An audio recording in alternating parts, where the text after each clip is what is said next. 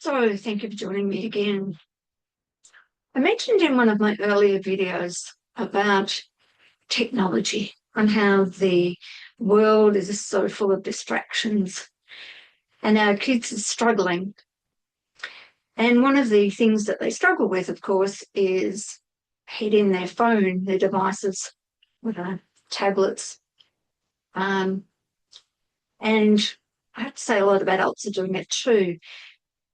But one of the things I'd like to address is the way in which our children are coming through with a finer, more sensitive level of energy sensitivity than previous generations.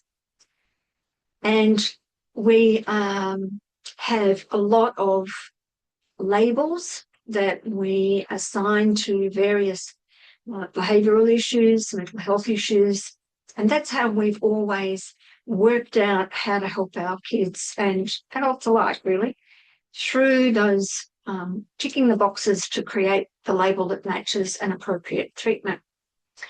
When you look at these from a perspective of energy connection and sensitivity to the energy vibration that we are, you have to expand the way that you understand behaviour and how behaviour is a display of something else that's going on underneath. Now, that aligns with what we've done in the past, I agree.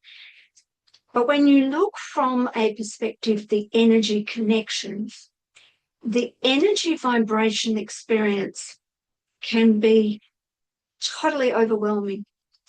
A child can go into a meltdown, a highly aggressive state, all because they're experiencing too many emotional connections at one time. That's just one example of how the energy connection that we are all experiencing is having our kids behave in ways that previous generations might not have to address. So expanding on that, we have the way in which we address it. If you notice things like ADHD, a lot of them talk about the way they have to keep moving and to get relief, if you like, from their experience. They can't sit still, they've got to fidget. If you see that from an energy perspective of what is building up in them, not just as a conscious, I know I've got a lot of emotion things happening, because that's not what we're taught. We don't teach them. But rather all they know is how uncomfortable their body is and how they want to move it. And the movement actually helps to shift that energy that's building up in them.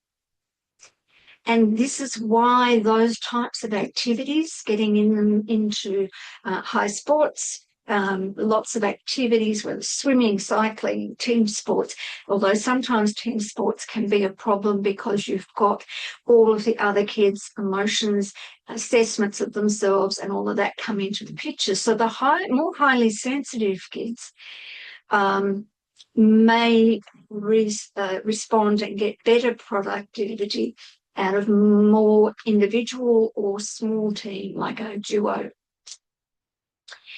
I wanted to put that out because we have meltdowns in the supermarket. How many people are walking around in supermarkets wondering if they've got enough money to pay at the counter? Can they actually afford everything on their list? They're stressed because they're in a hurry to get back to work or to get to another appointment. It's like, come on, hurry, hurry, hurry.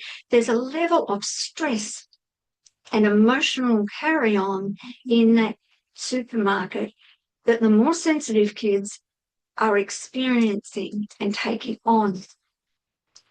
Now, there's several things that can happen. A child can take on an experience and directly express it. So it could be that someone's really angry in the supermarket and they connect with that energy, and suddenly they're bursting into some sort of tantrum and wanting something and they can't get it and they're angry, and that's displayed directly through.